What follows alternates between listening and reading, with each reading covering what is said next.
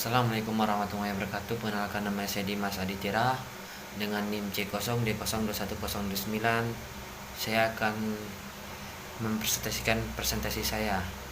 Yang pertama yaitu pengertian persediaan. Persediaan adalah pos-pos aktivitas yang dimiliki oleh perusahaan untuk dijual dalam operasi bisnis normal atau barang yang akan digunakan atau dikonsumsi dalam membuat barang yang akan dijual. Dapat disimpulkan bahwa persediaan atau inventory merupakan aktivitas perusahaan yang menempati posisi yang cukup penting dalam suatu perusahaan, baik itu perusahaan dagang maupun perusahaan industri atau manufaktur, apalagi perusahaan yang bergerak di bidang konstruksi. Hampir 50% perusahaan akan tertanam dalam persediaan, yaitu membeli bahan-bahan bangunan. Selanjutnya, sistem pencatatan persediaan. Yang pertama itu sistem periodik atau fisikal, yaitu pada setiap akhir periode dilakukan perhitungan secara fisik untuk menentukan jumlah persediaan akhir. Perhitungan tersebut meliputi pengukuran dan penimbangan barang-barang yang ada pada akhir suatu periode untuk kemudian dikalikan dengan suatu tingkat harga atau biaya. Dan selanjutnya sistem permanen atau perpetual yaitu melakukan pembukuan atas persediaan secara terus-menerus, yaitu dengan membukukan setiap transaksi persediaan baik membeli maupun penjualan. Sistem perpetual ini seringkali digunakan dalam hal persediaan memiliki nilai yang tinggi untuk mengetahui posisi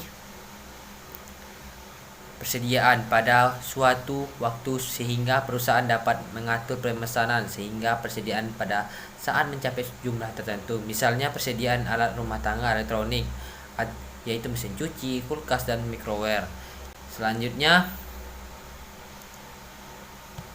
metode penentuan nilai persediaan, yaitu metode PIPO atau Price in Price Out. Yaitu dalam metode ini, barang yang pertama kali masuk dianggap dijual terlebih dahulu. Jadi harga barang yang masih tersisa di persediaan kita adalah barang-barang yang terakhir dibeli oleh kita.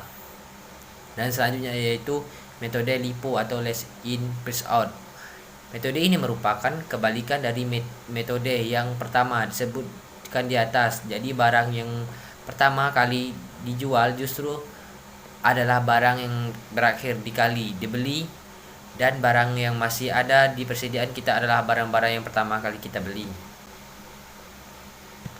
Selanjutnya, metode rata-rata atau average method, yaitu nilai persediaan barang yang ada di unit usaha dihitung berdasarkan harga rata-rata pembelian. Dalam metode ini terdapat dua cara perhitungan yang berbeda.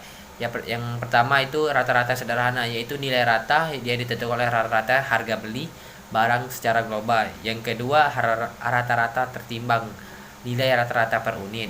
Selanjutnya, metode identifikasi khusus. Dalam metode ini, penilaian barang sesuai dengan nilai masing-masing jenis barang yang ada. Jadi, dalam metode ini setiap barang harus jelas dari mana asal usul serta harga diperoleh ketika pembelian barang tersebut. Selanjutnya, akuntansi perpajakan persediaan. Undang-Undang Pajak Persediaan, namun demikian, mengacu pada pasal 10 ayat 6 Undang-Undang Pajak Penghasilan tersebut, bahwa persediaan dan pemakaian persediaan untuk menghitung harga pokok nilai berdasarkan harga perolehan atau average PIPO untuk kepentingan perhitungan pajak penghasilan. Pasal 10 ayat 6 Undang-Undang Pajak Penghasilan menyatakan bahwa persediaan harus dinilai berdasarkan harga perolehan. Oleh karena itu, bila wajib pajak melakukan penilaian berdasarkan metode selain harga perolehan, maka diperlukan penyesuaian.